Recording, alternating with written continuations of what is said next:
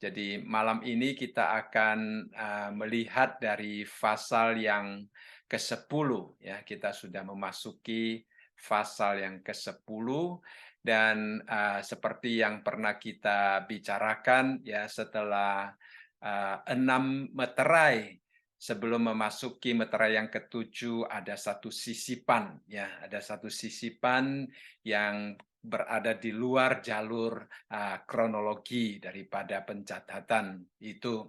Kemudian setelah terompet atau sangkakala yang keenam juga ada satu sisipan ya, kita melihat sebenarnya ada 5 sisipan di sepanjang Wahyu ini. Dan kita sudah bersama-sama membahas tentang sangkakala yang ditiupkan sebanyak 6 kali. Ya, sangkakala yang pertama melibatkan sepertiga dari tumbuh-tumbuhan bumi dihancurkan. Sangkakala yang kedua, sepertiga dari lautan bumi dihancurkan. Kemudian kita melihat sangkakala ketiga, sepertiga dari persediaan air dihancurkan, dimusnahkan. Kemudian pada waktu sangkakala keempat dibunyikan, ditiupkan, sepertiga dari benda-benda penerang, yaitu matahari, bulan, dan bintang-bintang menjadi gelap. Ya.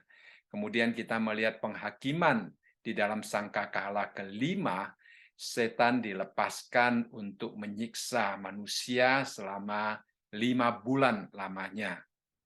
Nah, ada seorang penafsir mengatakan, ya 5 bulan mungkin adalah masa anugerah Tuhan untuk mengingatkan manusia supaya bertobat.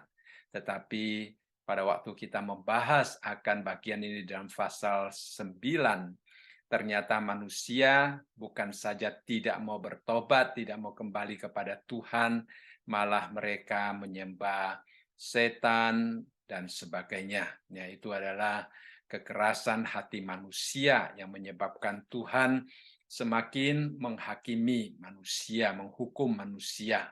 Kemudian sangkakala yang keenam pada waktu ditiupkan, kita melihat melibatkan pasukan raksasa dari timur yang mana mereka menuju ke utara Israel. Dan akhirnya ada sekitar sepertiga populasi bumi ini dibinasakan. Itu adalah sesuatu yang cukup menakutkan ya. Jadi kita melihat minggu lalu dari bagian kedua daripada pasal 9, di mana sepertiga daripada populasi bumi ini dimusnahkan. Nah, sekarang kita melihat lagi tentang sisipan yang saya katakan tadi ya, ada 5 kali sisipan.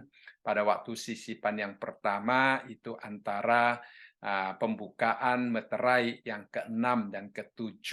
Di situ kita melihat adanya 144.000 tua-tua dan juga orang Israel yang mereka masih setia melayani Tuhan yang disebut sebagai hamba-hamba Tuhan. Ya, kita melihat di situ ada satu hal yang sangat indah di mana Tuhan masih memelihara orang-orang yang melayani Dia, kemudian juga orang yang tak terhitung jumlahnya yang masih kembali kepada Tuhan, setia kepada Tuhan ya. Nah, di dalam bagian ini kita melihat juga ada satu sisipan ya, di mana di pasal 10 dimulai dari ayat yang pertama sampai pasal yang ke-11 ayat yang ke-14. Di situ kita melihat tentang bagaimana Tuhan menunjukkan ke seorang malaikat datang kepada Yohanes, kemudian juga 2 tokoh yang disebut 2 saksi di dalam pelayanan mereka di tengah-tengah masa-masa transisi antara masa sengsara besar bagian pertama dan masa sengsara besar bagian yang kedua.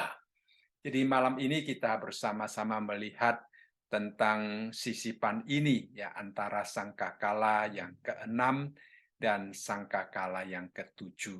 Kembali kita minggu lalu juga melihat bahwa meterai yang pertama sampai ke-6 itu dibuka, ada penghakiman, kemudian meterai yang ke-7 dibuka, itu ada 7 sangkakala. Ya, kemudian sangkakala pertama dan ke-6 merupakan penghakiman. Nanti pada waktu kita melihat sangkakala kedua, itu adalah penghakiman yang disebut sebagai 7 cawan. Ya, 7 cawan itu berada di dalam sangkakala yang ke-7. Jadi kalau kita kumpulkan sebenarnya ada 7 meterai, ya, karena meterai yang ke-7 berisi 7 sangkakala dan sangkakala yang ke-7 berisi 7 cawan. Ya, sebenarnya yang kita lihat itu 7 meterai yang memiliki ekornya, ya, 7 sangkakala dan 7 cawan penghakiman. Yang akan kita lihat setelah cawan penghakiman, maka Tuhan akan mendirikan kerajaan 1000 tahun. Baik, hari ini kita akan melihat Wahyu pasal yang ke-10 ayat yang pertama sampai ayat yang ke-11. Kalau kita melihat garis besarnya di dalam pasal ayat yang pertama itu adalah penampakan seorang malaikat. Kemudian di dalam ayat yang kedua sampai ayat yang ke-7 kita melihat ada tindakan malaikat, ya. Dan di dalam ayat yang ke-8 sampai ayat yang ke-11 kita melihat tentang bagaimana tugas yang diberikan oleh malaikat kepada Yohanes. Ya, Yohanes menerima 2 tugas yang sangat penting yang ditugaskan oleh Tuhan melalui malaikat yang Yohanes lihat di dalam pasal yang ke-10 itu. Nah, di dalam ayat yang pertama ya daripada pasal yang 10 di sini kita melihat dikatakan, dan aku melihat seorang malaikat lain yang kuat turun dari sorga, berselubungkan awan dan pelangi ada di atas kepalanya. Dan mukanya sama seperti matahari dan kakinya bagaikan tiang api. Ya, pertama-tama kita melihat penampilan daripada malaikat itu, ya. Pertama dikatakan di sini malaikat lain, ya, malaikat lain. Nah, ada orang mengatakan itu adalah Tuhan Yesus, tetapi kita percaya itu bukan Tuhan Yesus, karena Tuhan Yesus sendiri bukan malaikat, ya, tidak seperti apa yang dipercayai oleh saksi Yehova yang mengatakan bahwa Tuhan Yesus itu adalah ciptaan, salah satu daripada malaikat, ya. Tidak, kalau nanti kita akan melihat lebih lanjut bahwa itu bukan Tuhan Yesus, ya. Nah, kalau kita boleh menebak, ya, karena di sini dikatakan dan aku melihat seorang malaikat lain, ya. Malaikat lain di sini menunjukkan entitas daripada malaikat itu, ya, sama dengan malaikat yang lain, ya. Dia adalah malaikat, ya. Dia bukan Tuhan, ya. Dia adalah eksistensinya itu adalah sama dengan malaikat yang lain. Cuma dikatakan di sini dia adalah malaikat yang lain, ya. Kalau kita kembali melihat di dalam Wahyu pasal yang kelima ayat yang kedua dikatakan, dan aku melihat seorang malaikat yang gagah yang berseru dengan suara nyaring, ya, katanya, siapakah yang layak membuka gulungan kitab itu dan membuka meterai-meterainya. Jadi di sini kita melihat pada waktu pasal yang kelima Yohanes melihat seorang malaikat, ya. Malaikat yang di sini dikatakan malaikat yang gagah. Kemudian di dalam pasal yang ke-10 juga dikatakan dia adalah seorang malaikat yang kuat, tetapi dia adalah malaikat yang lain. Kalau dikatakan dia adalah malaikat yang lain, berarti dia bukan salah satu daripada ke-7 malaikat yang ditugaskan untuk meniupkan sangkakala, ya. Ya, jadi kita melihat dari pasal yang ke-9 7 malaikat yang ditugaskan ya untuk meniupkan sangkakala itu ya dari pasal 8, pasal 9 ada 6 malaikat dan yang ketujuh itu masih belum ah, dibicarakan ya yang ketujuh malaikat yang ketujuh belum dan di sini dikatakan seorang malaikat lain itu berarti lain daripada 7 malaikat itu. Jadi ini tentunya bukan malaikat yang ketujuh ya nanti setelah sisipan ini kita baru akan melihat malaikat yang ketujuh ya. Jadi kembali ini adalah salah satu malaikat dan bukan Tuhan Yesus ya karena Tuhan Yesus itu adalah Allah yang menciptakan malaikat seperti yang dikatakan di dalam Ibrani pasal yang pertama ayat yang ke-6 dan ketika ia membawa pula anaknya yang sulung ke dunia ia berkata semua malaikat Allah harus menyembah dia. Jadi Tuhan Yesus itu adalah Allah ya. Dia adalah sang pencipta. Nah, malaikat itu adalah ciptaan dan di depan Tuhan Yesus malaikat harus menyembah Tuhan Yesus. Ya di dalam Kolose pasal yang pertama ayat yang ke-16 di situ juga dikatakan karena di dalam dialah yaitu di dalam Yesus telah diciptakan segala sesuatu yang ada di surga itu mencakup malaikat-malaikat dan yang ada di bumi yang kelihatan dan yang tidak kelihatan baik singgasana maupun kerajaan baik pemerintah-pemerintah maupun penguasa segala sesuatu diciptakan oleh Dia dan untuk Dia. Jadi dari sini kita melihat Dia bukan salah satu ciptaan, dia bukan malaikat, ya Tuhan Yesus itu adalah sang pencipta, ya malaikat adalah bagian daripada ciptaannya. Ya walaupun di dalam perjanjian lama kadang-kadang kita melihat ada yang kita kenal sebagai teofani, ya yaitu Allah yang menyatakan diri. Banyak orang percaya bahwa itu adalah Tuhan Yesus sebelum dia berinkarnasi. Tetapi itu adalah situasi yang berbeda, ya situasi yang berbeda. Nah, kita melihat di sini dikatakan malaikat, ya. Lalu ada banyak orang bertanya, siapakah malaikat itu? Ya, ya memang Alkitab tidak menjelaskan kepada kita siapakah malaikat itu, tetapi ada juga banyak orang yang mencoba untuk menebak, ya. Ada 2 kandidat yang biasanya kalau orang menebak siapakah malaikat itu ya. Yang pertama yaitu Gabriel ya Gabriel.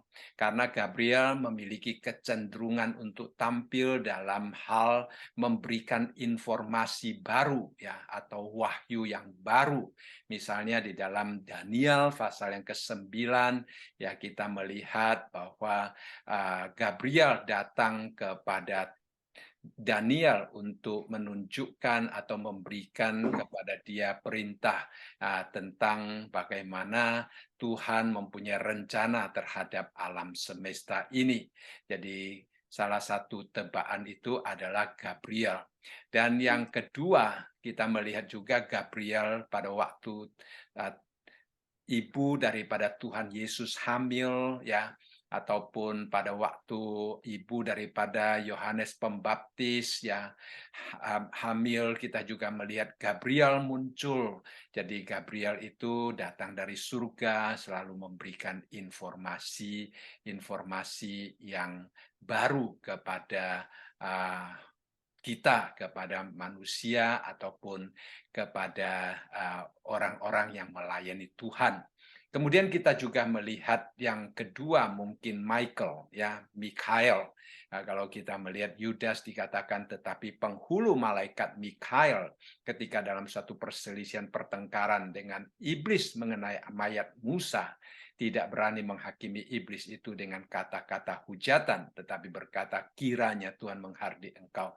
Jadi Mikhail ini dia juga mempunyai suatu kekuatan, suatu kuasa. Nah, dia merupakan utusan daripada Allah di dalam dunia ini.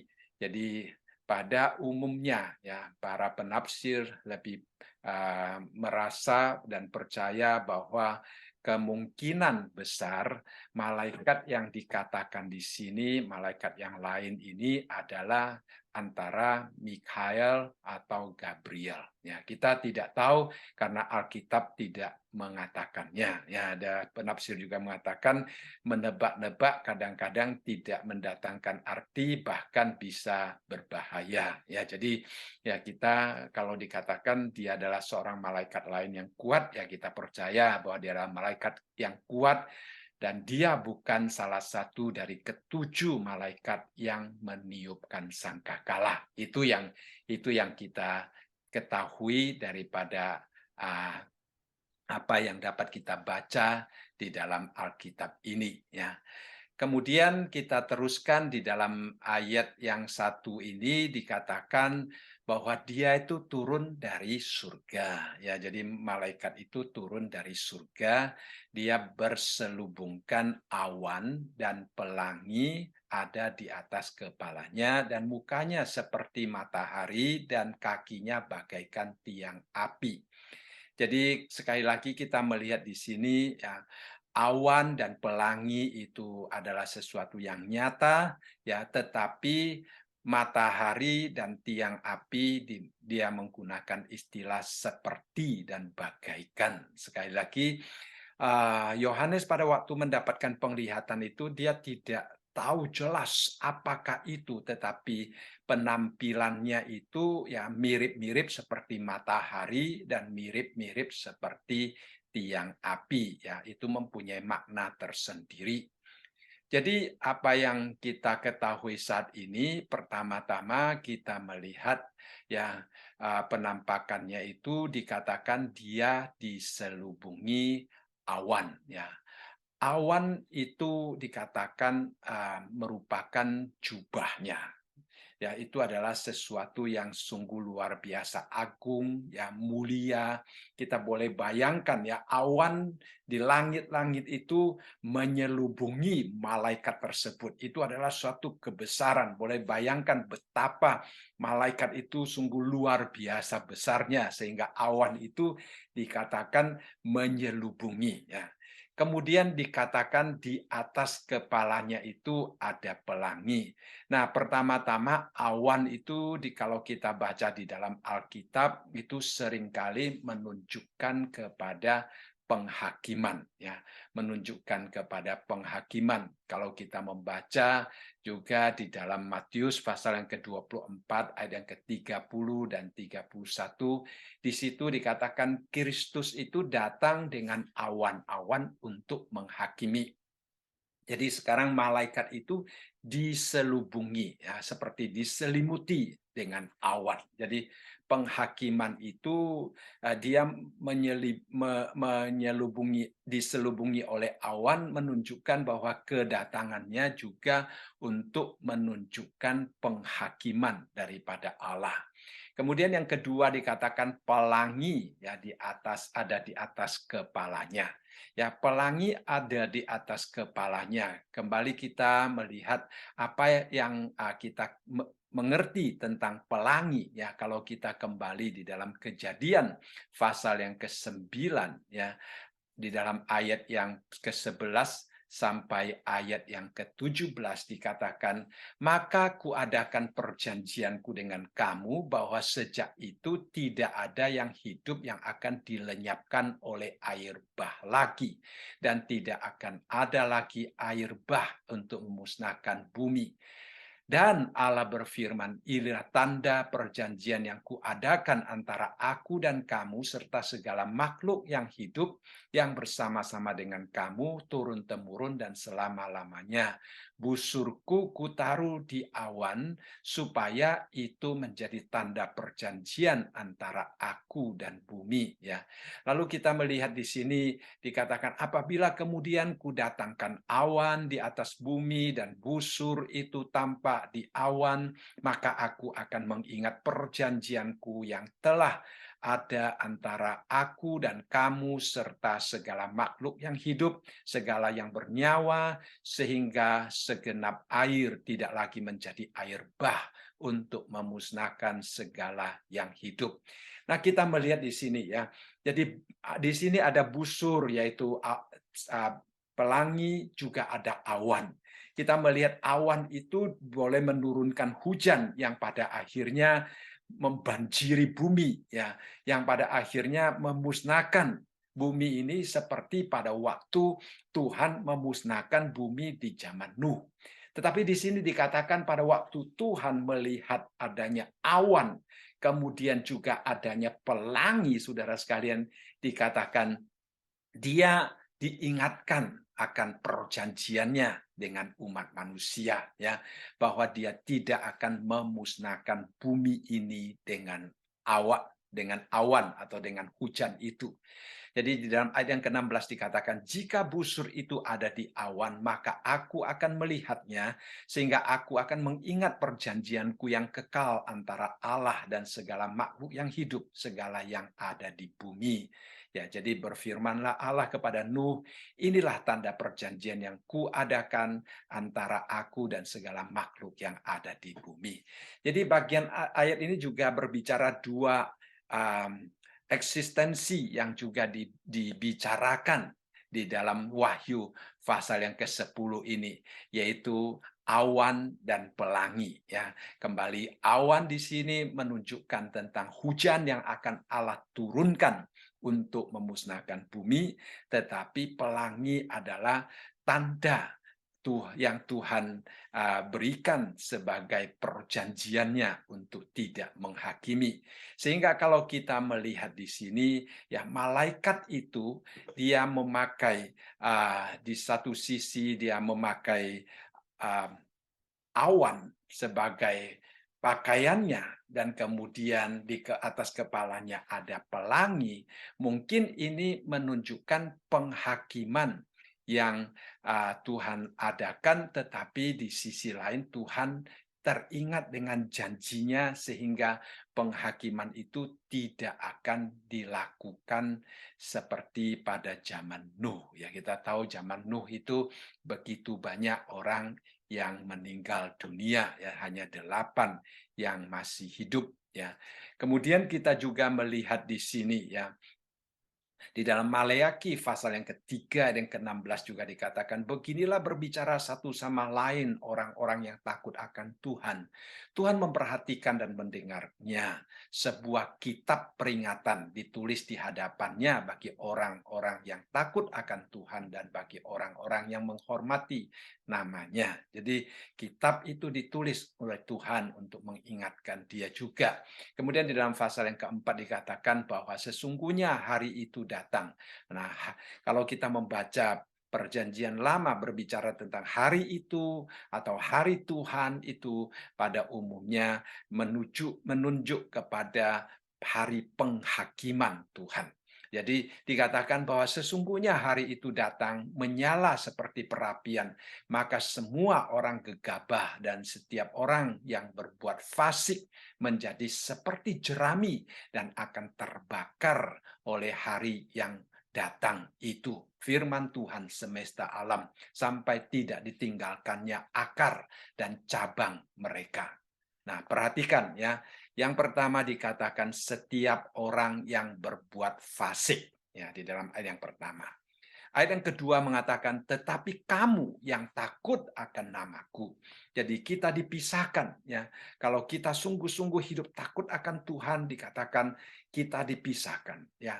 Yang akan menjadi seperti jerami dan akan terbakar pada hari penghakiman Tuhan, itu adalah orang-orang yang fasik. Tetapi orang-orang yang takut akan nama Tuhan dikatakan, bagimu akan terbit surya kebenaran dengan kesembuhan pada sayapnya. Kamu akan keluar dan berjingkrak-jingkrak seperti anak lembu lepas kandang. Kamu akan menginjak-injak orang-orang fasik, sebab mereka akan menjadi abu di bawah telapak kakimu pada hari yang kusiapkan itu, firman Tuhan semesta alam. Nah, memang itulah cara Tuhan untuk memberikan penghiburan kepada umatnya, juga cara Tuhan untuk menunjukkan janjinya kepada umatnya dan pemeliharaannya kepada umatnya. Jadi pada waktu malaikat yang berselubungkan awan itu mengadakan penghakiman, kita juga melihat adanya pelangi, di mana Tuhan juga akan mengingat janjinya yang telah Dia buat dengan Nuh dan juga dengan segala makhluk hidupnya. Lalu kemudian kita kembali melihat di dalam uh, pasal yang ayat yang pertama tadi ya. Selain daripada dia berselubungkan pelangi, ada apa namanya, berselubungkan awan dan pelangi ada di atas kepalanya, dan juga dikatakan mukanya ya, mukanya, wajahnya itu seperti apa? Seperti matahari. Nah, wajahnya seperti matahari. Kita tahu matahari itu menyala-nyala ya. Kalau kita melihat di dalam pasal yang ke-18 juga dikatakan, kemudian daripada itu aku melihat seorang malaikat lain ya turun dari surga. Nah, malaikat lain lagi yang dikatakan di sini, ia mempunyai kekuasaan besar dan bumi menjadi terang oleh kemuliaannya. Nah, kita tahu pada waktu Musa bertemu dengan Tuhan di atas gunung, ya, dikatakan bahwa wajahnya memantulkan sinar Tuhan. Ya. Nah, Tuhan itu juga digambarkan bagaikan matahari, sehingga manusia tidak dapat mendekat kepada Tuhan. Siapa yang melihat wajah Tuhan itu akan mati. Ya, karena begitu kudusnya Tuhan, begitu bercahayanya Tuhan. Tetapi di sini dikatakan mukanya sama seperti matahari. Nah, kalau kita bandingkan dengan Wahyu pasal yang ke-18, itu matahari yang dimaksudkan di sini tidak sama dengan matahari yang dimaksudkan di wajah Tuhan yang akan memusnahkan manusia. Tetapi matahari ini adalah matahari yang menjadi terang, yang menjadi sinar bagi manusia. Ya, karena kita tahu bahwa Tuhan menghakimi, Tuhan menghukum, dan Tuhan menghancurkan alam. Tuhan juga menghancurkan benda-benda penerang. Ya, akhirnya Tuhan juga menyediakan terangnya sendiri melalui malaikat yang Dia utus ke dalam dunia ini. Jadi sebagai anak Tuhan, ya sekali lagi kita saat itu sudah diangkat, ya. Dan yang dikatakan mereka yang akan dilindungi itu adalah orang-orang Israel yang kemudian kembali kepada Tuhan, ataupun bangsa-bangsa lain yang setelah mengalami semua siksaan itu, mereka disadarkan tentang Injil yang pernah mereka mendengar, kemudian mereka kembali kepada Tuhan. Ya, kemudian dikatakan kakinya, ya kakinya bagaikan apa? Bagaikan tiang api. Ya, jadi tiang api di sini banyak orang menjelaskan sesuatu yang kokoh, ya pilar yang kokoh. Jadi pada waktu malaikat itu mengadakan penghakiman, ya dia akan menghakimi dengan sangat luar biasa, ya dengan kakinya yang di sini dikatakan bagaikan tiang api. Jadi itu adalah pertama-tama kita melihat figur daripada malaikat yang akan diutus oleh Tuhan di antara apa namanya itu dua sangkakala, yaitu sangkakala yang ke-6 dan sangkakala yang ke-7. Ya, di tengah-tengahnya itu ada sisipan. Nah, banyak orang percaya bahwa sisipan-sisipan ini adalah suatu penghiburan. Karena apa? Karena di dalam pasal yang ke-9 kita melihat, dari pasal 8 kita terus melihat adanya penghakiman-penghakiman, ya. Kemudian pasal yang ke-9 kita juga melihat iblis dipakai untuk merusak, ya, seperti kalajengking yang menggigit selama 5 bulan. Manusia ingin mati tetapi tidak bisa mati. Kemudian akhirnya pasukan yang besar itu dilepaskan, kemudian mereka begitu membinasakan ya sepertiga daripada orang-orang yang ada di bumi. Ya saudara sekalian, kita melihat semuanya itu sepertinya sangat menyedihkan, penghakiman yang sangat menyedihkan. Lalu di sini kita melihat adanya satu penghiburan, yang malaikat yang muncul sebagai matahari, malaikat yang walaupun berselubungkan awan untuk menandakan penghakiman, tetapi juga dengan pelangi dia mulai mengingat akan janji Tuhan kepada semua makhluk hidup, bahwa Tuhan tidak akan membinasakan semuanya, ya. Jadi kita melihat di situ ada pemeliharaan, ya seperti yang kita baca tadi, bahwa orang fasik itu akan dibinasakan, tetapi orang yang hidup takut akan Tuhan pada waktu itu akan dilindungi, ya, akan diselamatkan. Kemudian kita melihat di dalam ayat yang kedua, ya. Nah, di dalam ayat yang kedua dikatakan, dalam tangannya ia memegang sebuah gulungan kitab kecil yang terbuka. Ia menginjakkan kaki kanannya di atas laut dan kaki kirinya di atas bumi. Sekali lagi kita melihat di sini dikatakan di tangannya, ya. Setelah kita melihat figur daripada malaikat itu, sekarang kita melihat apa yang akan dilakukan oleh malaikat itu, ya. Dan malaikat itu di tangannya sedang memegang sebuah gulungan kitab kecil yang terbuka. Nah, memang kalau saudara membaca akan tafsiran-tafsiran, ya kita kadang-kadang akan menemukan perdebatan tentang apa yang dimaksudkan dengan kitab kecil yang terbuka ini.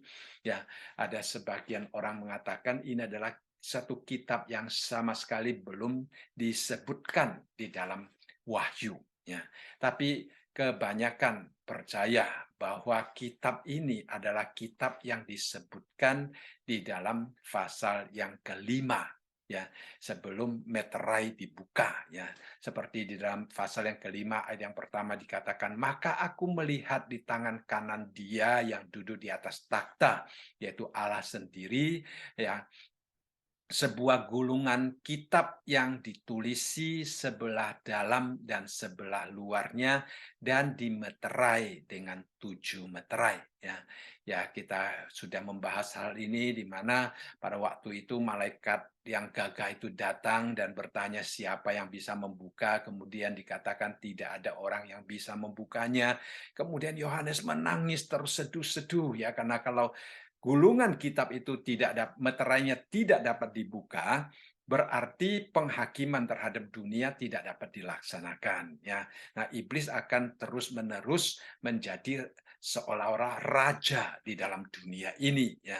Jadi penguasa di dalam dunia ini. Jadi pengambilan alih kembali akte alam semesta ini ke tangan Tuhan itu tidak dapat dijalankan kalau kitab ini tidak dibuka, sehingga dikatakan bahwa Yohanes pada waktu itu menangis terseduh-seduh, ya. Tetapi salah satu tua-tua itu datang menghibur dia, ya. Di dalam pasal yang kelima ayat yang ketujuh kita melihat dia katakan bahwa anak domba itu datang dan menerima gulungan kitab dari dia yang duduk di atas takhta itu. Ya, dia yang duduk di atas tahta itu tentunya adalah Allah Bapa, ya. Lalu kemudian ketika itu juga Tuhan Yesus membuka, ya, mengambil kitab gulungan kemudian membukanya. Nah, sekarang kita melihat karena kitab gulungan itu sudah meterainya sudah dibuka, ya. Setelah kita akan di pasal yang kelima, kemudian pasal yang keenam kita melihat meterai yang pertama dibuka, meterai yang kedua dibuka, meterai yang ketiga dibuka, ya. Setelah kita melihat meterai-meterai itu dibuka, maka kitab itu menjadi kitab yang terbuka, ya. Pada pasal yang kelima, kitab itu adalah kitab yang tertutup, termeterai oleh 7 meterai. Ya, sekarang 7 meterai itu satu-satu dibuka, ya. Nah, maka kitab itu sekarang menjadi kitab gulungan kitab yang terbuka. Itulah yang dimaksudkan di sini ya. Jadi saya sendiri percaya bahwa yang dimaksudkan dengan gulungan kitab kecil yang terbuka di sini adalah kitab yang sudah dibicarakan di dalam pasal yang kelima. Nah, pada waktu itu kitab kecil ini masih dibungkus dengan 7 meterai yang secara perlahan-lahan ketujuh meterai itu dibuka menyatakan penghakiman daripada Tuhan. Nah, gulungan itu merupakan catatan tentang hal-hal yang akan menimpa bumi ya, yang akan dijelaskan di dalam Wahyu 11 sampai 22 itu ya. Nah, ada orang mencoba untuk bertanya mengapa dikatakan kitab kecil ya. Nah, memang tidak ada apa namanya satu penjelasan yang merupakan sesuatu yang solid ya. Karena apa? Karena di sini memang tidak dijelaskan mengapa disebut sebagai kecil ya. Ada orang mengatakan kecil, nanti ayat selanjutnya akan menunjukkan bahwa malaikat itu menyuruh Yohanes memakannya ya, memakannya. Jadi itu adalah sesuatu yang apa namanya itu kecil sampai bisa dimakan oleh Yohanes ya. Itu adalah satu gulungan. Nah, kita tidak tahu apakah itu dalam bentuk materi atau dalam bentuk rohani ya. Itu sesuatu yang tidak jelas ya.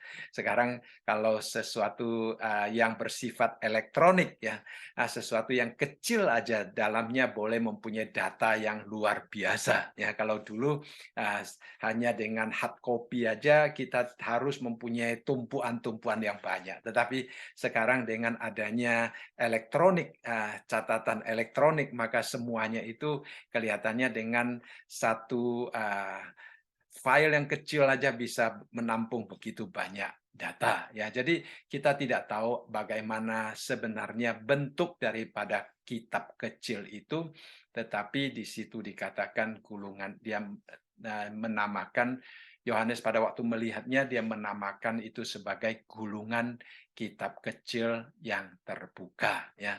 Nah, kemudian kita melihat malaikat itu dikatakan menginjakkan kaki kanannya di atas laut dan kaki kirinya di atas bumi. Ya, sekali lagi kita melihat betapa besarnya malaikat itu sehingga kakinya itu yang satu bisa injak di atas laut dan yang satu bisa diinjakkan di atas bumi. Ya, sungguh luar biasa malaikat itu besarnya. Nah, mengapa menginjakkan kakinya satu di laut dan satu di bumi?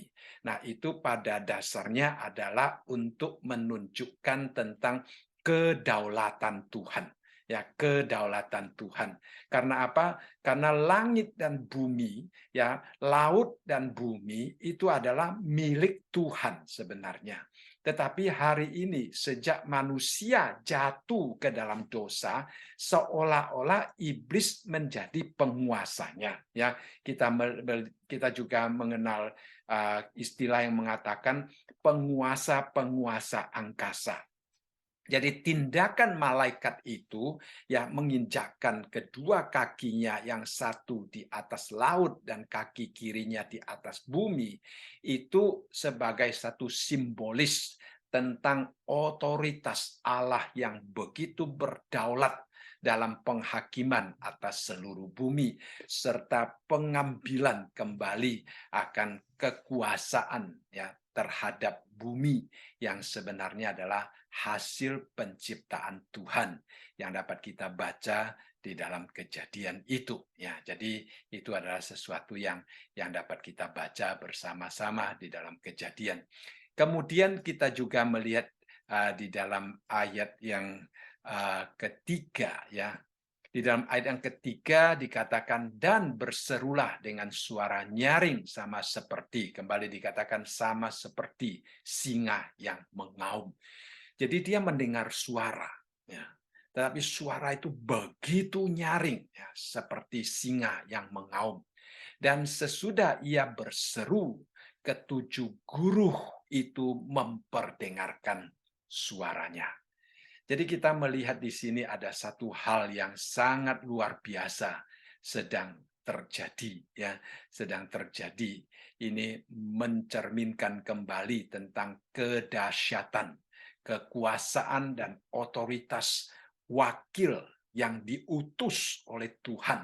Ya, suaranya itu dan juga guru, ya.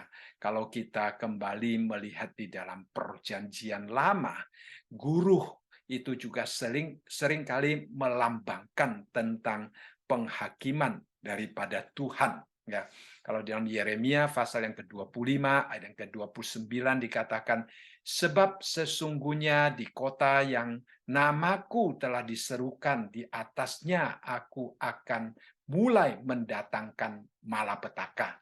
Masakan kamu ini akan bebas dari hukuman. Kamu tidak akan bebas dari hukuman, sebab aku ini mengerahkan pedang ke atas segenap penduduk bumi. Demikianlah firman Tuhan semesta alam. Jadi Tuhan yang mendatangkan malapetaka. Kemudian di dalam Hosea juga dikatakan, mereka akan mengikuti Tuhan. Ia akan mengaum seperti singa. Sungguh ia akan mengaum, maka anak-anak akan datang dengan gemetar dari barat, ya. Kemudian kita juga membaca di dalam Amos dikatakan singa telah mengaum, siapakah yang tidak takut? Tuhan Allah telah berfirman, siapakah yang tidak bernubuat? Jadi di sini adalah suatu kesejajaran untuk mengingatkan perumpamaan tentang singa yang mengaum, ya. Dan Wahyu yang juga sudah kita bacakan dikatakan, dan dari tahta itu keluar kilat dan bunyi guruh yang menderu, dan 7 obor menyala-nyala di hadapan tahta itu. Itulah ketujuh roh Allah. Nah, kita di sini melihat bahwa bunyi guruh yang menderu dan 7 obor yang menyala-nyala itu adalah ketujuh roh Allah, ya. Kita pernah membahas tentang istilah ketujuh roh Allah, ya. Nah, kalau saudara mau lebih jelas, saudara boleh kembali mendengarkan tentang rekaman itu, ya. Khususnya kita pada waktu mengutip Yesaya pasal yang pertama dan ke-12, ya. Kemudian di dalam Wahyu pasal yang 8 dan yang ke-5 juga dikatakan, lalu malaikat itu mengambil pedupan itu, menyisikannya dengan api dari mezbah dan melemparkannya ke bumi. Maka meledaklah bunyi guruh disertai hari lintar dan gempa bumi. Jadi dalam ayat-ayat ini kita melihat sebenarnya bunyi guru, lalu singa mengaum, itu menunjukkan tentang kebesaran, ya, Allah, kedaulatan Allah, kuasa Allah, dan penghakiman daripada Allah. Jadi di sini di satu sisi malaikat itu begitu perkasa, dikatakan sangat kuat, dia mengenakan pakaian penghakiman, ya, dia di atas kepalanya dia mengingat akan janji daripada Tuhan, kakinya berapi-api, dan di tangannya dia memegang kepemilikan tentang hak Tuhan atas alam semesta ini. Kemudian apa yang dikatakan di dalam ayat yang keempat, saudara sekalian, ya, kita melihat, dan sesudah ketujuh guru itu selesai berbicara, aku mau menulisnya, tetapi aku mendengar suatu suara dari sorga berkata, meteraikanlah apa yang dikatakan oleh ketujuh guru itu, dan jangan engkau menuliskannya. Perhatikan, ya. Jadi Yohanes pada waktu mendengar guru itu, dia bisa mengerti apa yang dia dengar. Dia mengetahui apa yang sedang diutarakan melalui guru itu, sehingga dikatakan dia mau mencoba untuk menuliskannya, ya. Tetapi dari Tuhan ada suara, ya. Nah, dikatakan suara itu datangnya dari sorga. Suara siapakah itu di sini tidak dikatakan, ya. Ada yang menafsirkan itu sebagai Allah Bapa yang bersuara, ada yang mengatakan suara daripada Tuhan Yesus, ada yang mengatakan suara daripada malaikat yang kuat. Itu kita tidak tahu, tapi malaikat yang kuat itu sudah datang dari surga, ya. Nah, yang jelas ini adalah perintah daripada Allah, ya.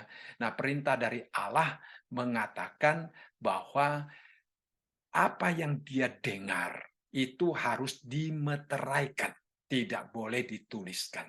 Jadi tidak ada di dalam wahyu yang kita baca, ya. Nah, Yohanes sendiri yang mendengarkannya, ya. Jadi ada penafsir mengatakan, bayangkan nanti sudah ada tujuh sangkakala, ya, 7 meterai menghakimi, 7 sangkakala menghakimi, lalu 7 cawan menghakimi, ditambah dengan 7 guru mungkin ke manusia. Waktu itu sudah tidak sempat ada bumi lagi, ya. Jadi ya tidak perlu dicatat katanya, ya kita tidak tahu, ini adalah tafsiran manusia, ya. Yang jelas Tuhan mengatakan bahwa suara daripada guru yang didengar oleh Yohanes itu jangan dibukakan, jangan dituliskan, tetapi harus dimeteraikan. Nah, memang ada banyak orang mencoba mengatakan ini sepertinya sedikit kontradiksi dengan apa yang ada di dalam wahyu. Karena istilah wahyu itu sendiri adalah pengungkapan. Ya. Wahyu itu adalah pengungkapan. Menunjukkan tentang hati Allah, menunjukkan tentang rencana Allah. Tetapi di sini pada waktu ada suara guru yang menunjukkan tentang rencana Allah, malah dimeteraikan, ya. Padahal kita melihat 7 meterai sudah dibuka katanya. Tapi itu adalah otoritas Allah. Kita tidak tahu. Yang jelas dikatakan jangan, Tuhan menyuruh malaikat itu jangan menuliskan. Itu adalah otoritas Tuhan, ya.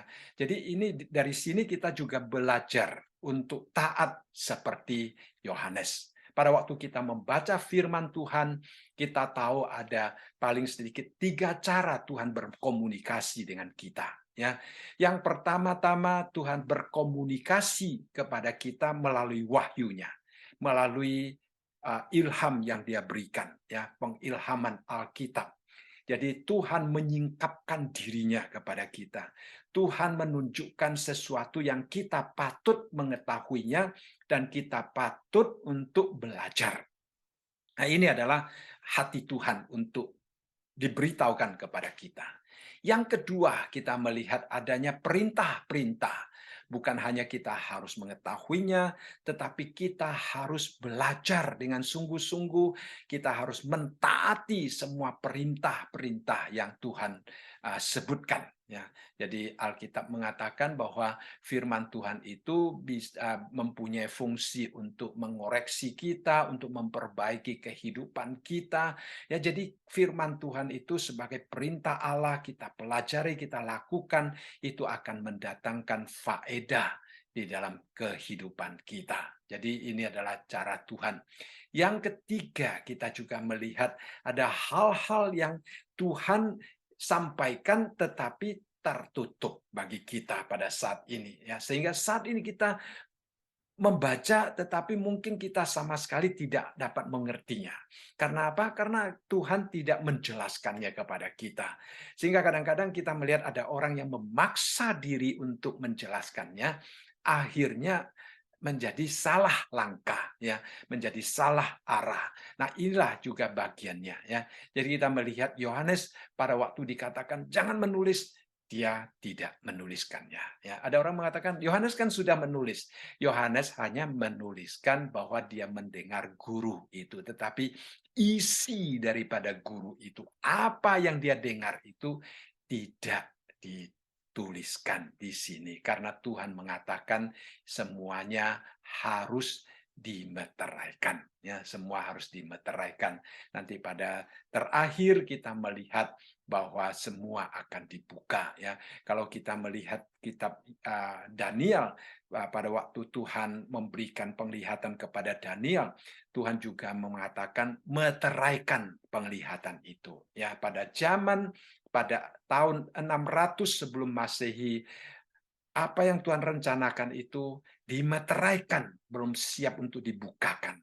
Tetapi pada waktu Tuhan memberikan penglihatan kepada Yohanes, ya, Tuhan mengatakan, tuliskan itu, ya, di dalam pasal yang pertama ayat yang ke-9. Tuliskan apa yang kau lihat, karena sudah saatnya, ya, Tuhan untuk mengingkapkan rencananya kepada manusia, ya. Tetapi ada bagian lain yang seperti di pasal yang ke-10 ayat yang keempat ini, Tuhan mengatakan, meteraikan itu, ya, jangan diungkapkan, jangan dituliskan. Jadi Yohanes di sini dengan taat, dia tidak melakukan, tidak menuliskannya, tetapi dia hanya memeteraikannya. Nah, apa isinya? Tidak ada orang yang tahu, ya, tidak ada orang yang tahu, dan kita tidak sepatutnya menebak-nebak, ya, karena bisa berbahaya. Baik, setelah itu kita melihat di dalam ayat yang kelima dan keenam dikatakan, dan malaikat yang kulihat berdiri di atas laut dan di atas bumi mengangkat tangannya, tangan kanannya ke langit. Ya. Nah, kita melihat tangan kanan pada umumnya adalah tanda otoritas. Ya, Tuhan Yesus duduk di sebelah kanan Allah Bapa, ya, menunjukkan tentang suatu hak istimewa. Ya, Tuhan Yesus memegang ketujuh bintang, ya, dan sebagainya. Jadi tangan kanan itu adalah sesuatu tanda yang kekuasaan, dan malaikat itu mengangkatkan tangannya ke langit. Kemudian dikatakan, dan ia bersumpah demi Dia yang hidup sampai selama-lamanya, yang telah menciptakan langit dan segala isinya, dan bumi dan segala isinya, dan laut dan segala isinya. Katanya, tidak akan ada penundaan lagi. Nah, isi daripada sumpahnya adalah tidak akan ada penundaan lagi. Nah, sekarang banyak orang bertanya, ya, apakah malaikat itu pada waktu bersumpah itu bertentangan dengan apa yang diajarkan oleh Alkitab, ya? Karena kita tahu bahwa Alkitab dengan jelas mengatakan kita tidak boleh bersumpah, ya. Kita tidak bersumpah. Di dalam Matius pasal yang kelima, ayat yang ke-34 dan 35, Yesus mengajarkan kita untuk tidak boleh bersumpah. Kemudian juga Yakobus pasal yang kelima ayat yang ke-12 juga dikatakan, tetapi yang terutama saudara-saudara, jangan kamu bersumpah demi sorga maupun demi bumi atau demi sesuatu yang lain. Jika iya, hendaklah kamu katakan iya. Jika tidak, hendaklah kamu katakan tidak, supaya kamu jangan kena hukuman. Nah, apakah malaikat di sini melanggar, ya, apa yang Tuhan telah larang, yaitu bersumpah, ya. Nah, saya membaca banyak penjelasan, tetapi saya rasa ada satu penjelasan yang cukup menolong, ya.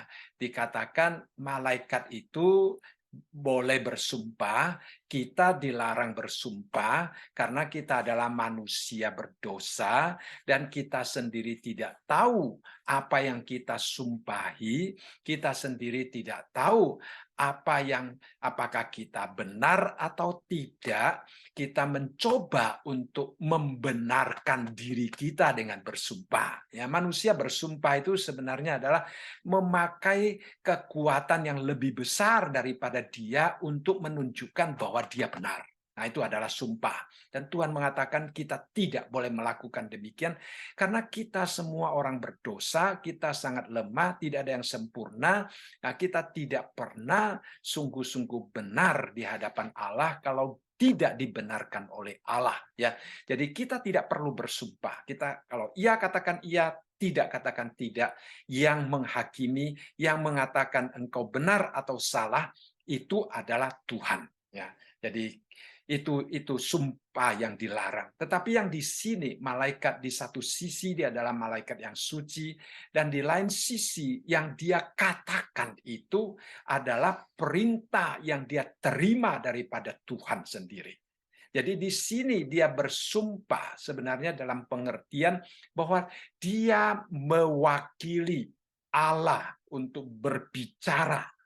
Dia mewakili Allah. Jadi otoritas Allah itu akan dinyatakan melalui ucapan kata-katanya. Jadi arti daripada sumpah itu ya. Jadi pada waktu malaikat itu berbicara, dia berbicara demi nama Tuhan. Karena apa? Karena dia adalah messenger-nya Tuhan. Karena dia menerima tugas yang Tuhan percayakan. Karena dia menyampaikan apa yang Tuhan ingin sampaikan. Ya, sehingga dia mengatakan, saya berbicara ini atas nama Tuhan. Ya, atas nama Tuhan. Dikatakan, ia bersumpah demi Dia yang hidup sampai selama-lamanya, yang telah menciptakan langit dan segala isinya, dan bumi dan segala isinya, dan laut dan segala isinya. Ya, jadi dia berbicara atas nama Tuhan karena dia benar-benar diutus oleh Tuhan, dan dia menyampaikan sesuatu yang Tuhan ingin dia sampaikan. Ya, jadi itulah yang dimaksudkan dengan malaikat itu bersumpah di sini, bahwa dia tidak akan mengatakan yang lain selain apa yang Tuhan ingin dia sampaikan. Nah, apa isinya tadi saya katakan di sini? Isinya adalah tidak akan ada penundaan lagi. Nah, kalau kita kembali kepada pasal-pasal sebelumnya, ya khususnya di dalam pasal yang ke-6, di situ kita melihat apa arti sebenarnya daripada ayat ini ya. Ayat ini mempunyai pengertian tentang penghakiman Tuhan akan segera dijalankan ya. Penghakiman Tuhan akan segera dijalankan. Itu adalah janji Tuhan yang telah Tuhan janjikan kepada roh-roh yang mati syahid, yang berteriak, bertanya kepada Tuhan, kapan Tuhan akan mengadakan pembalasan kepada mereka yang menumpahkan darahnya. Ya, nah mereka berteriak, dan di sini waktu itu Tuhan mengatakan tunggu sampai jumlahnya cukup. Nah sekarang Tuhan seolah-olah menjawab mereka dan berkata tidak ada penundaan lagi. Ya, jadi tidak ada penundaan lagi. Artinya penghakiman itu akan segera terlaksanakan. Jadi roh-roh yang berteriak di dalam pasal yang ke-6, ya di dalam ayat yang ke-9 itu kita melihat mereka bertanya kapan Tuhan akan mengadakan pembalasan. Di sini Tuhan menjawab mereka. Dikatakan tidak akan ada penundaan lagi. Penghakiman Tuhan akan segera dijalankan. Sehingga kita melihat kalau setelah sisipan dari pasal yang ke-10 ayat yang pertama sampai pasal yang ke-11 ayat yang ke-14 ini selesai, maka malaikat yang ke-7 akan meniupkan sangkakala yang ke-7, memasuki masa penghakiman yang kedua ya. Jadi setengah pertama sudah selesai, setengah kedua sudah mulai akan dijalankan, di mana ke-7 cawan penghakiman itu akan dilangsungkan di bumi. Ya, jadi kita melihat di sini adanya penghakiman yang Tuhan rencanakan akan segera dijalankan, sehingga malaikat itu mengangkat tangannya dengan bersumpah dan berkata tidak ada penundaan lagi ya, tidak ada penundaan lagi. Kemudian kita melihat ayat yang kelima dan ayat yang ke-6 ya. Dan malaikat yang kulihat berdiri di atas laut bersumpah. Kita melihat ayat yang ke-7, tetapi pada waktu bunyi sangkakala dari malaikat yang ke-7, yaitu apabila ia meniup sangkakalanya, maka akan genaplah keputusan rahasia Allah seperti yang telah ia beritakan kepada hamba-hambanya, yaitu para nabi. Nah, ini yang tadi dikatakan bahwa isinya itu tidak boleh dicatat, ya, tetapi pada waktu sangkakala ke-7 dimulai dibunyikan, ya, kita akan melihat keputusan rahasia Allah, ya. Dikatakan ini adalah keputusan rahasia. Artinya apa? Manusia tidak mengetahuinya. Ya, manusia tidak mengetahui kapan Tuhan jalankan, manusia juga tidak tahu apa isinya, tetapi pada waktu sangkakala ke-7 itu dibunyikan, maka kita akan mengetahui, ya. Dan rencana keputusan Allah yang dikatakan yang merupakan rahasia itu pada akhirnya akan tergenapi, ya, akan tergenapi. Itu yang dilihat di sini. Kemudian di dalam ayat yang ke-8 dikatakan, dan suara yang telah kudengar dari langit itu berkata pula kepadaku, katanya, pergilah, ambillah gulungan kitab yang terbuka di tangan malaikat, yang berdiri di atas laut dan di atas bumi itu. Jadi kita melihat di sini satu persatu, ya, meterai itu dibuka sehingga pada akhirnya kitab itu terbuka. Ya, kitab itu terbuka, gulungan kitab itu terbuka. Sekarang gulungan kitab yang sudah terbuka itu malaikat menyuruh Yohanes pergi dan mengambilnya. Nah, itu adalah tugas yang dipercayakan oleh Tuhan kepada Yohanes untuk melakukan hal-hal yang lebih penting lagi, ya. Jadi lalu kemudian di dalam ayat yang ke-9 dikatakan, lalu aku pergi kepada malaikat itu dan meminta kepadanya supaya ia memberikan gulungan itu kepadaku. Katanya kepadaku, ambillah dan makanlah dia. Nah, saudara sekalian, kita melihat di sini gulungan kitab itu cukup kecil untuk dimakan oleh Yohanes, ya. Dan dikatakan di sini malaikat itu mengatakan, ambillah, makanlah. Mengapa dimakan? Nanti kita akan melihat. Yang jelas kita melihat dia katakan, ia akan membuat perutmu terasa pahit.